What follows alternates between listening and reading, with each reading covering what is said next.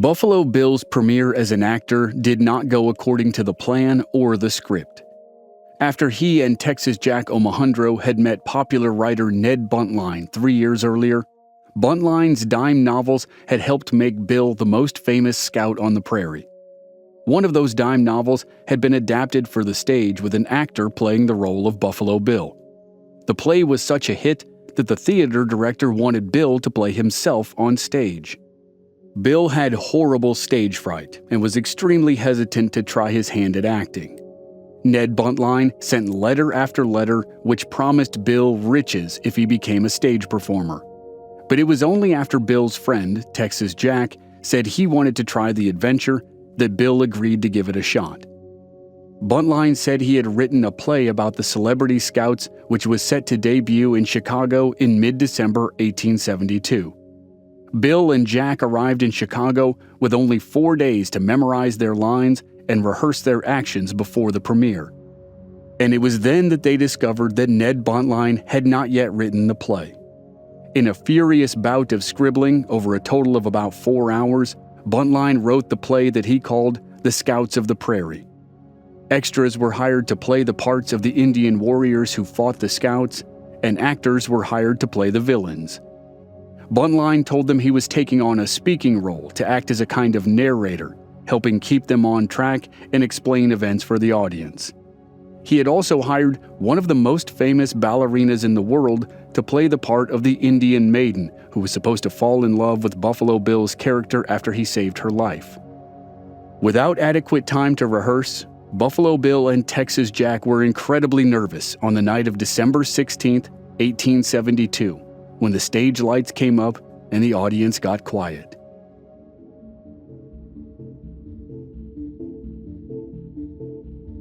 They stood off stage, going over their lines while Ned Buntline talked to the crowd about the dangers that lurked around every corner in the American West: bears and rattlesnakes, Indian warriors, and renegade white men.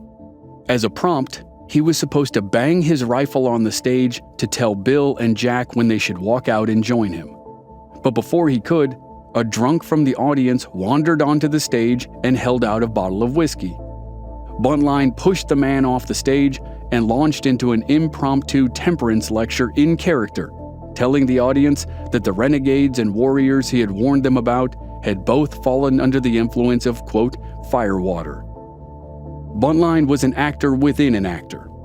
On stage, he vehemently preached against drinking alcohol. In private, he was a notorious drunk.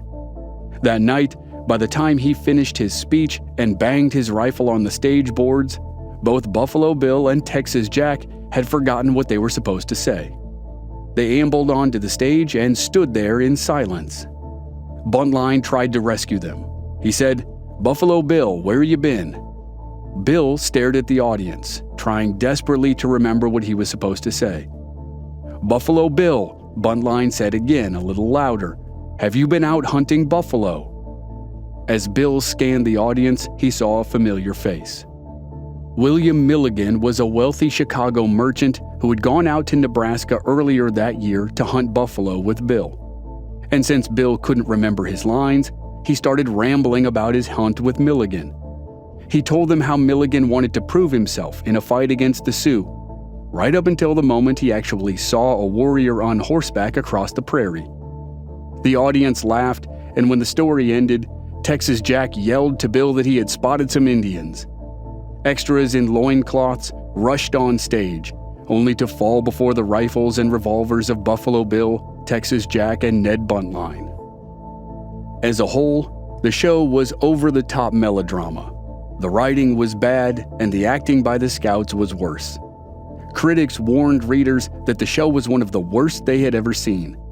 One reported, "There is a well-founded rumor that Ned Buntline, who wrote the play in which Buffalo Bill and Texas Jack appeared, took only 4 hours to complete the task." The question naturally arises, what was he doing all that time? Another critic said, "As an artistic success, The Scouts of the Prairie can hardly be called a season's event, but for downright fun, Injun killin', red fire, and rough and tumble, it is a wonder." And as Bill and Jack learned, the second half of that review was all that mattered. The play didn't have to be Shakespeare. It just had to be entertaining. The next night, the theater was packed to capacity, and Buffalo Bill and Texas Jack were on their way to stardom.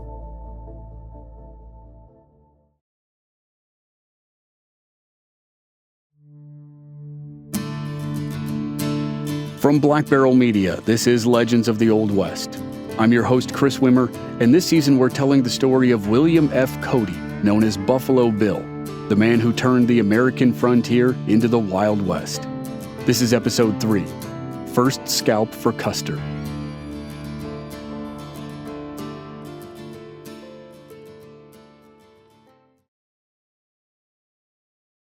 The show moved on from Chicago to every major city in the northeastern United States, playing for over 8 weeks in more than 30 locations.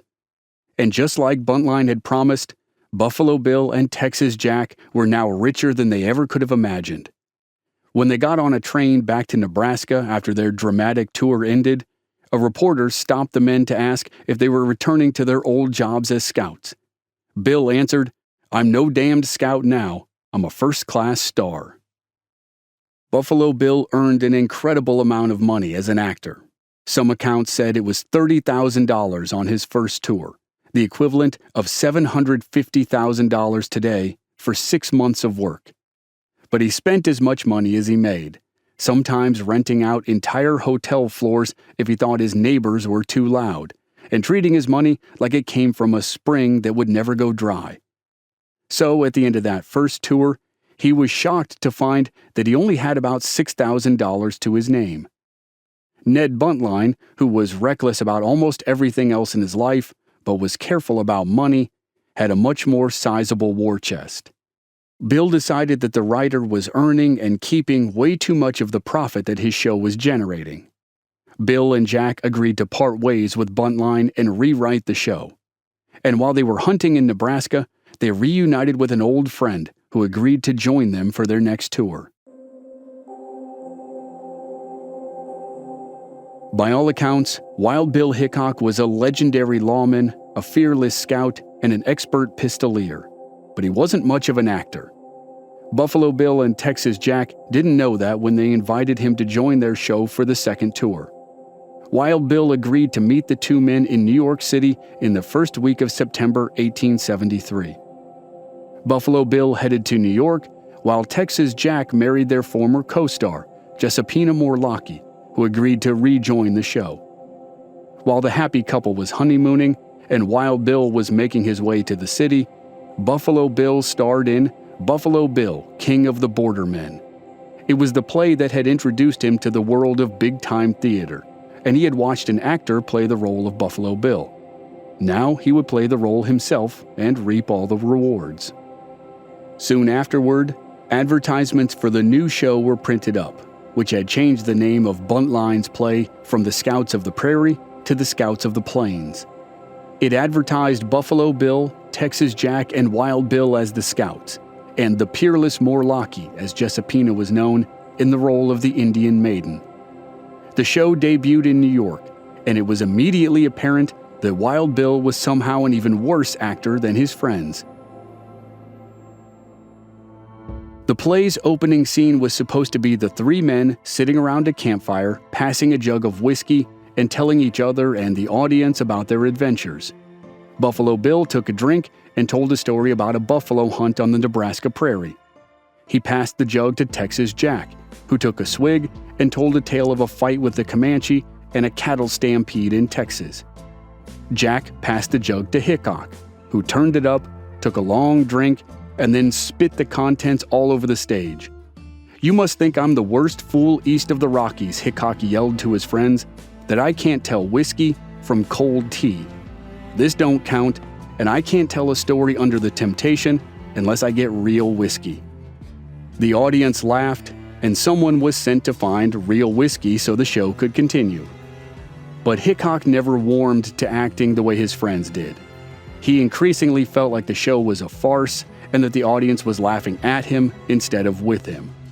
His growing frustration did not make the production a pleasant experience for anyone.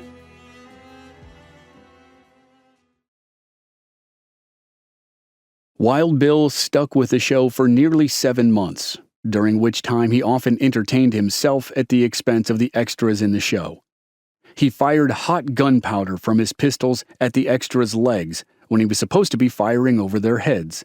They rolled around in agony when they were supposed to be playing dead. Buffalo Bill had turned some of the profits from the first tour into a home in Rochester, New York, where he had moved his wife and children. When the tour was scheduled to play his new hometown on March 10, 1874, Cody was anxious to impress his new neighbors, and he asked Hickok to take the show seriously. Hickok ignored his friend and pulled his old prank of firing at the exposed legs of a stage warrior. Backstage, Buffalo Bill and Wild Bill argued, with Texas Jack trying to desperately calm his friends and keep the act together. But it was no use. Hickok stormed out of the theater and never acted again. When the show was over, Buffalo Bill and Texas Jack found Hickok at the hotel, where he told them he had decided to return to the West. To show Hickok there were no hard feelings, Buffalo Bill and Texas Jack paid him the rest of his salary with an additional gift of $1,000 and a pair of Colt revolvers. Wild Bill left town, bound for Cheyenne and eventually his final fate in the gold boom town of Deadwood. Wild Bill's departure from the troupe didn't slow their momentum. For 4 more months, theaters were full and ticket sales were robust. Buffalo Bill was ready to start another tour immediately, but Texas Jack had made an arrangement to hunt in the Yellowstone with the Earl of Dunraven, and Jack's wife was heading to her Massachusetts farm for the summer. In July of 1874, Cody returned to Nebraska with Thomas P. Medley, a wealthy Londoner who was willing to pay $1,000 to have Buffalo Bill serve as a guide. A North Platte dentist turned sharpshooter named Dr. William F. Carver joined them for the hunt. When it ended, Cody was hired by Captain Anson Mills of the 3rd Cavalry to scout for an expedition into Wyoming's Bighorn Mountains. Earlier in the summer, 1,200 soldiers under the command of Lieutenant Colonel George Armstrong Custer had set off for the Black Hills to confirm reports of gold in the area. Captain Mills and his group were supposed to intercept any Sioux warriors en route to the hills. Bill wrote home to tell his family, "We are directly in the stronghold of the Indians, and I anticipate a lively time. I will not get east for some time." But the expedition lasted less than 2 months and never encountered any Sioux. While Bill waited for Texas Jack to finish his trek through the Yellowstone, Cody hired a new company and started a tour on his own. Between shows, he talked to reporters about his recent scouting trip with the Army and what he saw as the inevitable fight over gold in the Black Hills. He said, "The Indians do not care for the march of United States troops through their country, but when they see a miner with a pick and spade, they know he comes to stay, and they will scalp him if possible." Buffalo Bill wrapped his solo tour in June of 1875 and returned to his home in Rochester, New York, where he spent the summer with his wife and children for the first time in years. By late August, Texas Jack was done with his long hunt, and he and his wife joined Bill for what would be their last tour together. By now, Bill and Jack were seasoned actors with several successful tours under their belts, and this was their most ambitious tour yet. They ventured into the Deep South with visits to Charleston, South Carolina, Savannah, Georgia, and Montgomery, Alabama before heading into Texas.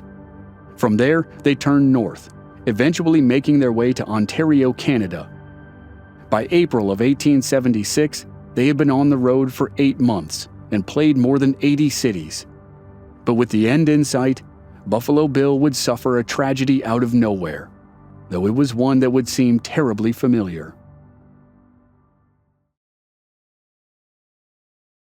Cody was summoned home by an urgent telegram from his wife. He was in Springfield, Massachusetts, and rushed out after the first act of the show to catch a train to Rochester.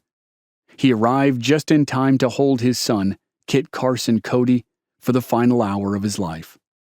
When 5-year-old Kit died of scarlet fever on April 20th, 1876, it took the wind out of Buffalo Bill's sails. he sent a telegram to Texas Jack that said, "My only darling boy is dead." When Bill rejoined the traveling show a few days later, he told Jack that he had made a decision. He would give up the career he had built as an actor over the last 4 years and return west, where he hoped he could take up his old job as a scout. Bill said he would keep the show together until the tour was done in 6 weeks, but after that, he didn't expect to return to the stage ever again. On June 3, 1876, Buffalo Bill, Texas Jack, and Jessepina Morlocki played their final show together.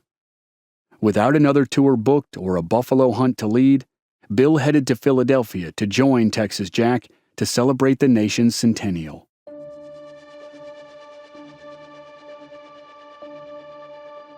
In the summer of 1876, citizens from across the country streamed into Philadelphia to celebrate the 100th anniversary of the nation's founding.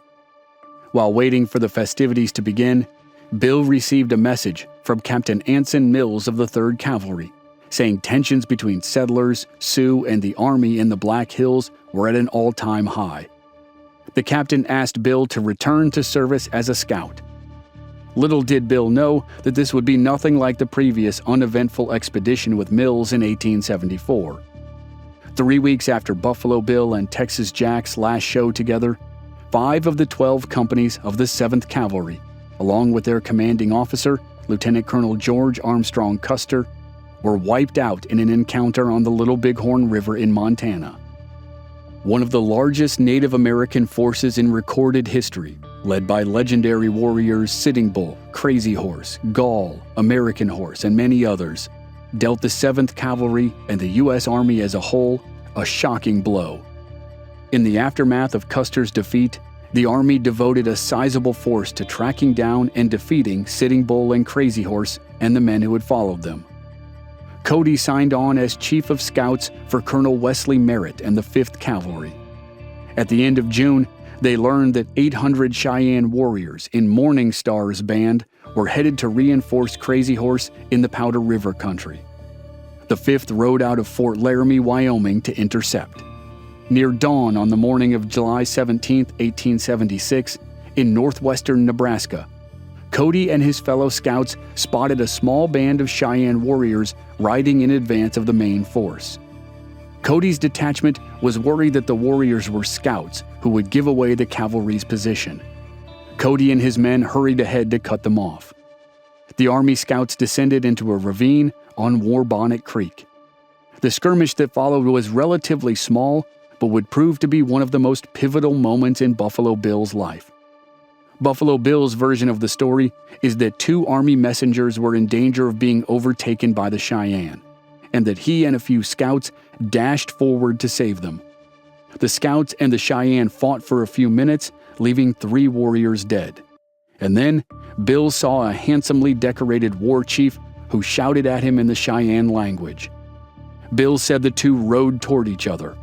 Bill fired his rifle to take out the warrior's horse as his own steed tripped in a hole and sent him tumbling. Both men recovered and ran toward one another. Both raised their weapons and fired, but the warrior's bullet missed its mark while Buffalo Bill's aim was true. In Bill's words, "Before he had fairly touched the ground, I was upon him, knife in hand, and had driven the keen-edged weapon to its hilt in his heart. Jerking his war bonnet off, I scientifically scalped him in about 5 seconds."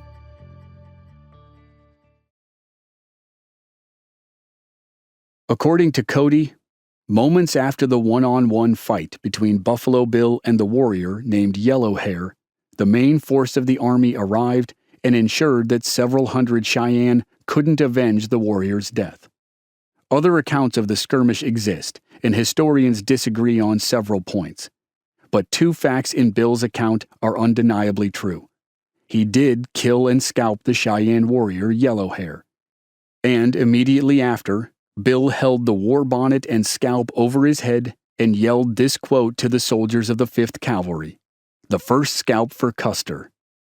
Regardless of the discrepancies with some of the details, the event was truly one of those incredible standalone moments of the American West.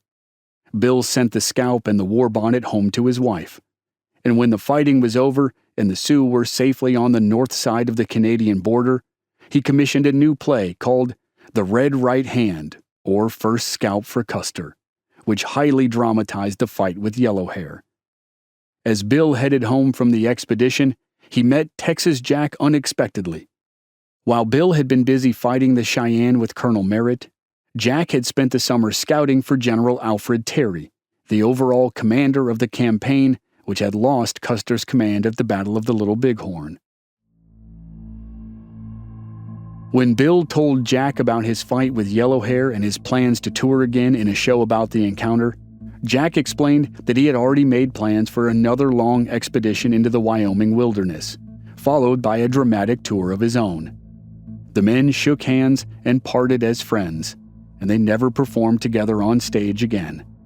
No one knows precisely what Buffalo Bill and Texas Jack talked about when they agreed to dissolve their partnership, but it's safe to assume that one of the topics was their mutual friend and former stage partner, Wild Bill Hickok. That summer, the summer of 1876, while Bill and Jack were scouting for the Army, Hickok was seeking his fortune in the gold mining camp of Deadwood, deep in the Black Hills. Hickok had recently married a famous circus owner and performer named Agnes Thatcher Lake. Hickok had spent the money he had made as an unhappy actor, but he was unable to return to his career as a lawman because of his failing eyesight. He partnered with his old friend Colorado Charlie Utter in Cheyenne, Wyoming, and headed to the Black Hills. His wife's circus was successful, and she was a relatively wealthy woman, but Wild Bill wanted to bring his own money to the marriage. Deadwood was his last-ditch attempt to earn a fortune before settling down for good. Buffalo Bill later said, "I met him on his way to the Black Hills, just before he was killed. He said he did not expect to come out again alive." Hickok had good reason for his paranoia. He knew that plenty of men either carried a vendetta or had a longing to go down in history as the man who gunned down Wild Bill. On August 1st, 1876, Hickok was gambling at Nuttall and Mann's Saloon No. 10 when a no-account drifter named Jack McCall walked into the saloon, lingered by the bar for a few minutes, and then, without warning, pulled a pistol and shot Wild Bill in the head. Hickok died instantly and was buried in a cemetery on the edge of town by his friend Charlie Utter. It was one of the saddest endings for a genuine legend of the Old West, and it hit Buffalo Bill hard.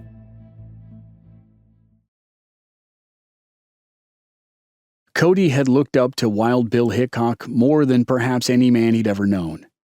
In some ways, Hickok was a combination of the older brother Buffalo Bill had lost when he was 7 and the father he had lost when he was 11.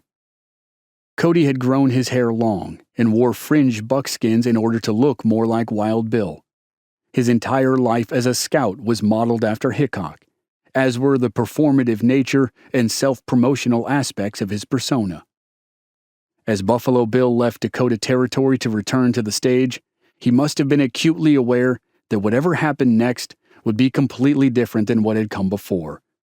His son was gone, and even though his adventures in the Black Hills had been a welcome distraction, they did little to ease the pain of his loss. Now his old friend and mentor, Wild Bill, was dead. His best friend and partner, Texas Jack, wouldn't be on stage with him. And worse, Jack would be directly competing against Buffalo Bill. And when Jack went his own way, he took the star power and talent of his wife with him, along with the show's co-star and promotional manager John Burke. Between April and August of 1876, so many things Bill relied on had vanished. He would have to start over and find a way to rely mostly on himself in the next phase of his life. Buffalo Bill might be the star of his new show, but he knew he couldn't do it alone. He wrote to another scout named Captain Jack Crawford, whom he'd met during his time in the Black Hills. The new play was loosely based on Bill's fight with Yellowhair. Bill played himself, and Crawford played Yellowhair.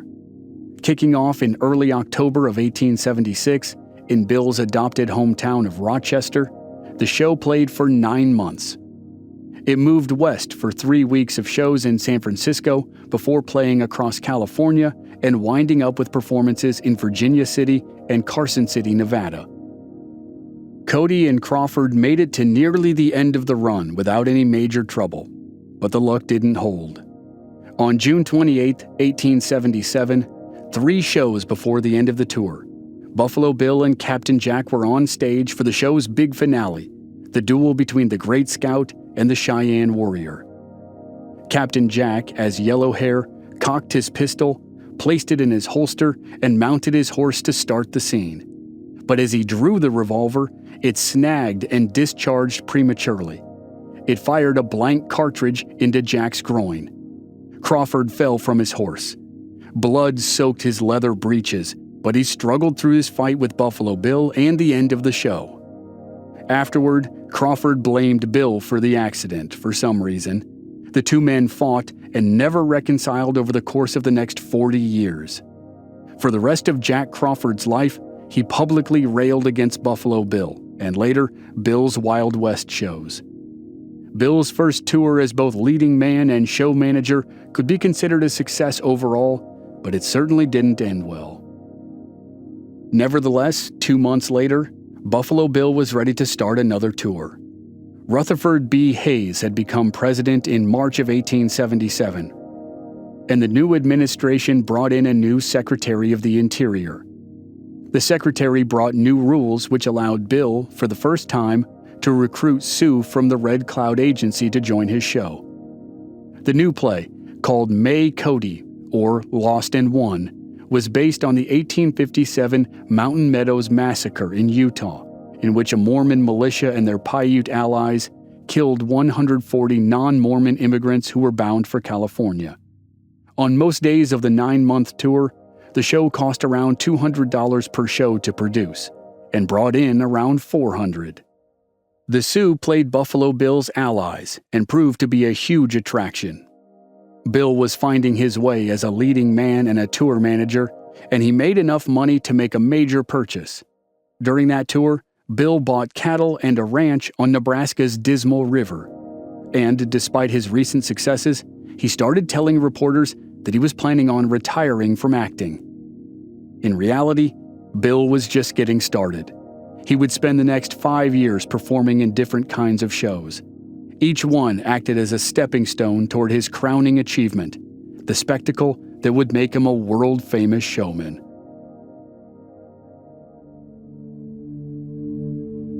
Next time on Legends of the Old West, Buffalo Bill does a couple more traditional stage tours, then launches into a series of shooting exhibitions with a marksman named Doc Carver. That show evolved directly into the legendary Wild West show. Though, as always, Bill experienced professional success, but continued to suffer personal hardship and tragedy. That's next week on Legends of the Old West. Members of our Black Barrel Plus program don't have to wait week to week to receive new episodes. They receive the entire series to binge all at once with no commercials, and they also receive exclusive bonus episodes. Sign up now through the link in the show notes or on our website, blackbarrelmedia.com. Memberships are just $5 per month.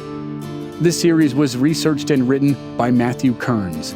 Original music by Rob Valier. I'm your host and producer, Chris Wimmer. If you enjoyed the show, please leave us a rating and a review on Apple Podcasts or wherever you're listening. Check out our website, blackbarrelmedia.com, for more details, and join us on social media. We're at Old West Podcast on Facebook, Instagram, and Twitter. And all of our episodes are available on YouTube. Just search for Legends of the Old West Podcast. Thanks for listening.